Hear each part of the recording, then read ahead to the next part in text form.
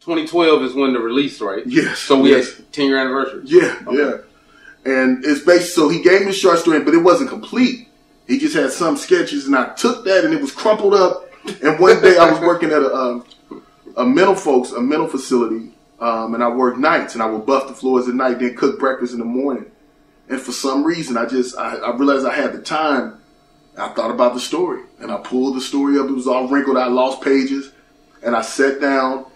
I had a laptop, and I sat down, and I began writing the script on my night shift while the residents slept. No, wait. Mm-hmm. I gotta stop him a lot because he gets to rolling. Because I'm asking questions too, stuff I want to know, so it'll help y'all know. Right. Now, what made you relate to the story? As far as a hip hop, was you hanging around hip hop artists at the time? Yeah, you used to do hip hop. I started out as an MC. I started out as an MC. Like I rhymed. You used to rap? I used to rap. Yeah.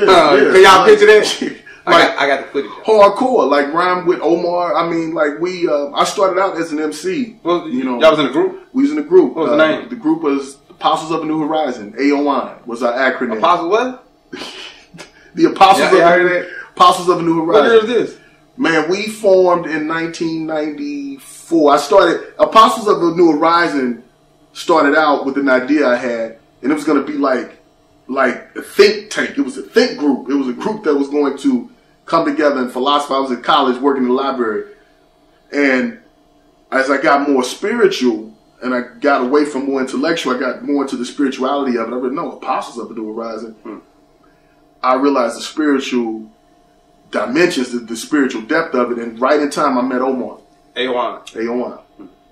And the first song we did was Hearts of Men. So I started out rhyming, And so I always had the desire, and I would drive him crazy. Omar and my partner Chris, Raj, lives in Chicago now, Morel. We were, and I was the last to rhyme. I wasn't gonna rhyme. You know what I'm saying? Well, actually Morel, Israel Robbins, producer, hip hop artist in general, musician. He was rhyming. So anyway, actor, very good actor. Been the lead in all our films. Yeah, Ruk Laq, of course. Award-winning actor. Yeah, had a role in Jihad. It's been every film I've done. Jihad. See, now we got. Man, y'all remind me. Jihad. Okay, let's. So anyway, rhyming. I always wanted to do film. We put it into rhymes. Talking to my cast about, man, I can't wait to do film. Got the camera, started shooting our recording sessions, and that's how. And all the while, and eventually, I had the feeling it was time, and Chris was moving to Chicago, and my first daughter was born. This is about '98. I literally put the mic down and picked up the camera. I'd already started picking the camera up. Just put it down, no thought, no. It was really literally. It's like it came with the birth of my first daughter. Like when she came, I did my first documentary, Pain of Redemption, which was about a cat, Morel, being baptized in the waters of hip hop. So it was the AOI film. We went into the church, and we literally filled up the basin water, and we baptized Morel. This is 1998. And that was like him being baptized in the hip hop was actually my beginning film. That was my first film, and I interviewed all of us, and that was like the beginning of my foray into film. And I never intended. It was really that Chris had left for Chicago, who did most of the beats. And Omar had left too. Eventually Omar left and went out to Jeff City. And by the time I hooked back up with Omar, I was in the film, because that's literally. So it wasn't like I'm going to leave. So you do have a connection to the script. Yeah, as a rhymer. Yeah. Yes, as a rhymer. But what gave me the impetus to really write the script in 2003 was something that happened previous, which is two profound artists, one a poet by the name of Chris Branch, and one a hip-hop artist. St. Louis artist? Yeah, St. Louis artist by the name of Cat Davis. They died. And it really struck me, because it was in the middle of, I had done my first film, and I was going through that first, and I've had now I see I've had subsequent several of them. Cat Davis. Cat Davis. Now Chris Branch, I think I've heard of Chris Branch once I started hooking up with you. That's when I really started hearing about him. Now Cat Davis, for the hip hop historians in St. Louis, is from the actual. Now, I want to give them the right. They were the group that everybody was looking to be signed before St. Lunatics. That's how dope they were. They was from the group Bits-N-Pieces, am I right? Yes. And Cat Davis is one of the guys from Bits-N-Pieces. When the story broke how he got killed, which were by some police in Central West End, that's what I remember. Yeah. And I'll let you pick up from there. Yeah, but no, you ain't a doubt. But y'all, you know, y'all performed on the same stage, right?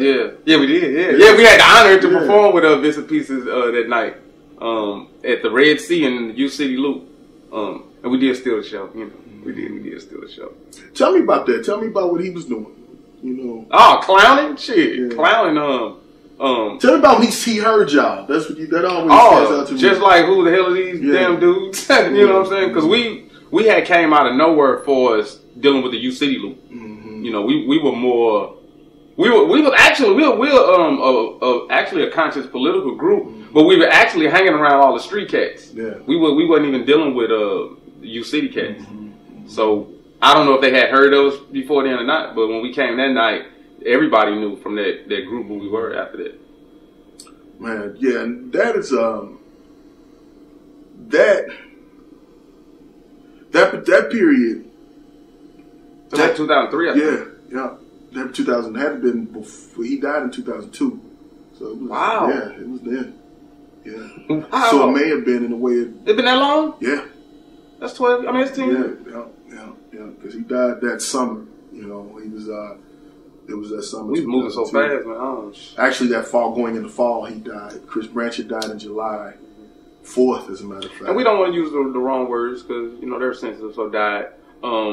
A lot of people take different things of what happened.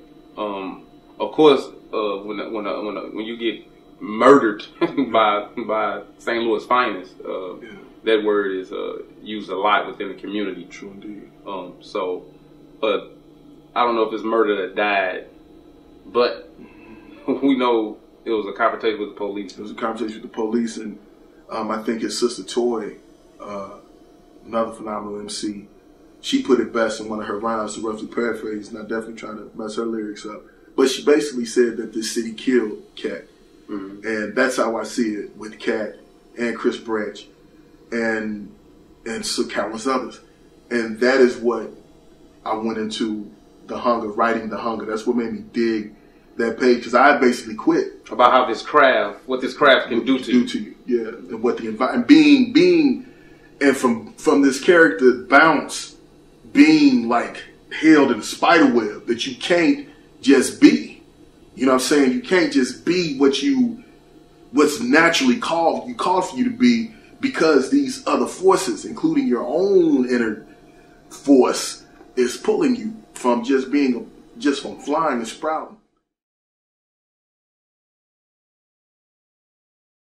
Big Aunt C, he used to spin for me at the warehouse, and he was like, I got this crew, Bits-N-Pieces. He brought them over. I think this is when they had the hip hop. Didn't they have a hip hop CD? Yeah, that's when they had that CD. And just seeing them, man, and I remember thinking, wow, you know, because they sounded so different from just what you would expect coming out of St. Louis, you know, even back then. And, you know, to me back then, it was like Dinky and Cat. You know, it wasn't Jai Davis. Yeah. You know, it was Dinky and Cat. But how I found out what happened to Cat, I was actually down south working on the DirtySouth.com, another site I own. And someone called me. I can't even remember who it was.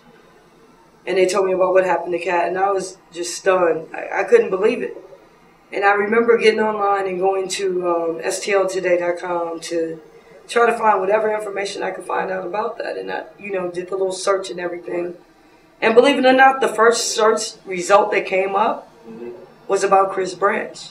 Wow. And I had no idea, you know, Chris Branch. I was like, you know, stunned, like speechless.